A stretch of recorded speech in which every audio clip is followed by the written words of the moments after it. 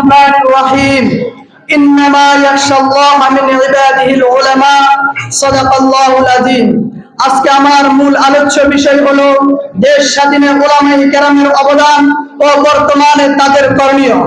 আমার প্রিয় ভাই ও বন্ধুগণ, তাই আমি সর্বপ্রথম ভারাক্রান্ত হৃদয় নিয়ে তাদেরকে গভীর শ্রদ্ধার সহিত স্মরণ করেছি, যারা দেশ বিরোধীদের রক্ত চক্ষুকে ভয় না করে এই সোনালী বাংলাকে বিজয় করে নিয়েছেন।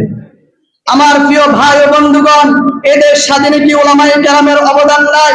আপনি স্কুল কলেজ ও ইউনিভার্সিটির ছাত্র ভাইদেরকে জিজ্ঞাসা করেন এদের স্বাধীনে কাদের অবদান রয়েছে, তখন তারা হিন্দু পৈতলিকদের কথা বলবে, আবার কেউ শুধু শেখ মুজিবুর জিয়াউর রহমানের কথা বলবে, কিন্তু কাহারো মুখ দিয়ে আলেমদের কথা শুনবেন না। বাস্তবে কি তাদের অবদান নাই? বাস্তবে কি তাদের অবদান নাই?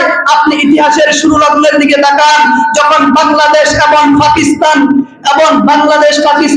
এবং ভারত মিলে এটি একটি উপমহাদেশ ছিল।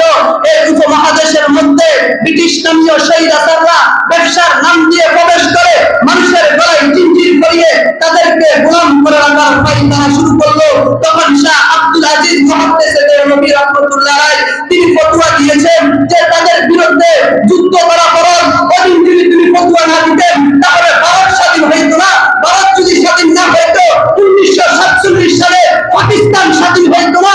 1947 সালে যদি পাকিস্তান স্বাধীন না হইতো 1971 সালে আমার সোনালী বাংলা বিজয় হইতো না। তাহলে শুরুতেই আলেমদের অবদান। তোমরা কি ইতিহাস ভুলে গিয়েছো? হিন্দুস্তান থেকে নিয়ে সদরঘাট পর্যন্ত 70,000 উপরে আলেমদেরকে গাছের সাথে ঝুলিয়ে হত্যা করা হয়েছে। তোমরা কি ইতিহাস ভুলে গিয়েছো? দিল্লির জামে মসজিদের সামনে আমার আলেম ভাইদেরকে জীবিত বস্তার ভিতরে ঢুকাইয়া মুখ মেরে গুলি করে তাদেরকে হত্যা করা হয়েছে। তোমরা কি ইতিহাস ভুলে গিয়েছো? ব্রিটিশরা তাদের কারাগার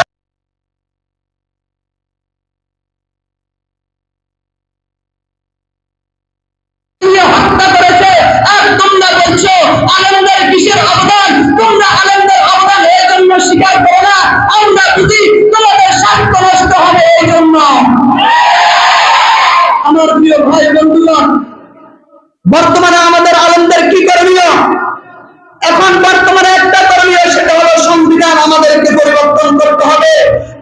1971 সালে যখন বাংলাদেশ স্বাধীন হয়েছে, 1972 সালে সংবিধান প্রণয়ন হয়েছে, 1979 সালে জিয়াউর রহমান দিয়ে সংবিধানের শুরুতে বিসমিল্লাহ এনেছেন এবং প্রত্যেকটা মানুষকে আল্লাহর প্রতি বিশ্বাস স্থাপন করতে হবে, এটা তিনি লিখেছেন।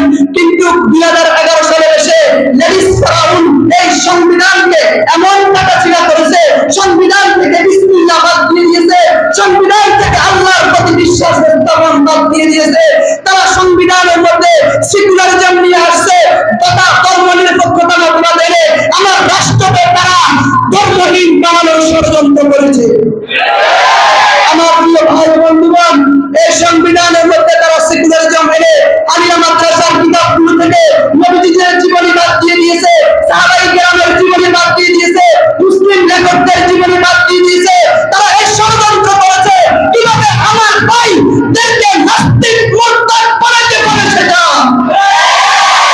আমার প্রিয় ভাই বন্ধুগণ, যে সংবিধানের মধ্যে বিসমিল্লাহ থাকবে না, যে সংবিধানের মধ্যে আল্লাহ তাআলার প্রতি বিশ্বাস স্থাপন থাকবে না, যে সংবিধান কোরআনের হবে না, যে সংবিধান ইসলাম অনুযায়ী হবে না, খোদার কসম করে বলি ওই সংবিধান আমরা মানি না, ওই সংবিধান আমরা মানি না। ওই সংবিধানকে বাথরুমে কিংবা ডাস্টবিনে নিক্ষেপ করা হবে। আমার প্রিয় ভাই বন্ধুগণ, সেকুলারিজম এনে তারা আমাদেরকে বারণের সৃষ্টি পর্যন্ত বলেছে। খোদার কসম করে বলি আমরা বারণের সৃষ্টি নয়, আমাদের পিতা আদম আলাইহিস সালাম, আমরা আদমের সন্তান। তোমরা নাস্তিক নয় মানো না, তোমাদের কাহার জন্ম হয়েছে বাড়িতে, কাহার জন্ম হয়েছে রাস্তায়, কাহার জন্ম হয়েছে নদীতে। তোমরা দেখো তোমাদের জন্মের মধ্যে বারণের অবদান আছে কিনা। আমার প্রিয় ভাই বন্ধুগণ, যদি তারা সংবিধান পরিবর্তন না করে, আমরা বলবো কেন? ফুলসিবানকে খুশি করার জন্য তারা নারাজ হবে, ভারত রাশিয়া নারাজ হবে। রক্ত ফুটছি মারা দেয় নাই, রক্ত আমরা দিয়েছি। রক্ত ভারত রাশিয়া দেয় নাই, রক্ত আমার ভাইরা দিয়েছে। আমার ভাইয়ের রক্তে রঞ্জিত হয়েছে এই বাংলা জমিন।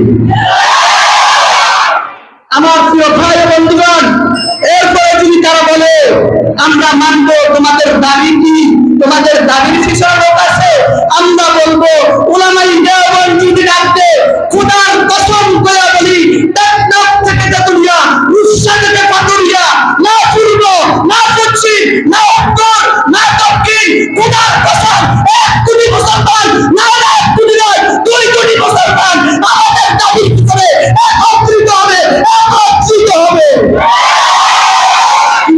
পরিবর্তন করে আমরা তাদেরকে সেই পুরনো ইতিহাস স্মরণ করিয়ে দিতে চাই। আমাদের উলামায়ে দেওবন্দ তোমরা দেখেছো প্রত্যেকটা বাতিলের সাথে মোকাবেলা করেছে, ইংরেজরা এসেছে তাদের মোকাবেলা করেছে, ইংরেজির বংশধর কাদিয়ানি এসেছে তাদের মোকাবেলা করেছে, পারভেজিরা এসেছে তাদের মোকাবেলা করেছে, সাহাবা দুশমনেরা এসেছে তাদের মোকাবেলা করেছে। মোট কথা বাতিল যখন যেই পোশাকে এসেছে উলামায়ে কেরামের পতাকা তখন সেই পোশাকে রূপান্তরিত হয়েছে। আমার প্রিয় ভাই বন্ধুগণ, এদের স্বাধীনের জন্য আমাদের আকাবিররা রক্ত দিয়েছে, আমাদের ভাইরা রক্ত দিয়েছে, তারা জীবন দিয়ে দিয়েছে দরকার পড়লে সংবিধান পরিবর্তনের জন্য আমরা জিহাদ দিব, আমরা জিহাদ দিব ইনশাআল্লাহ। আসসালামু আলাইকুম। সালাম। মাশাআল্লাহ।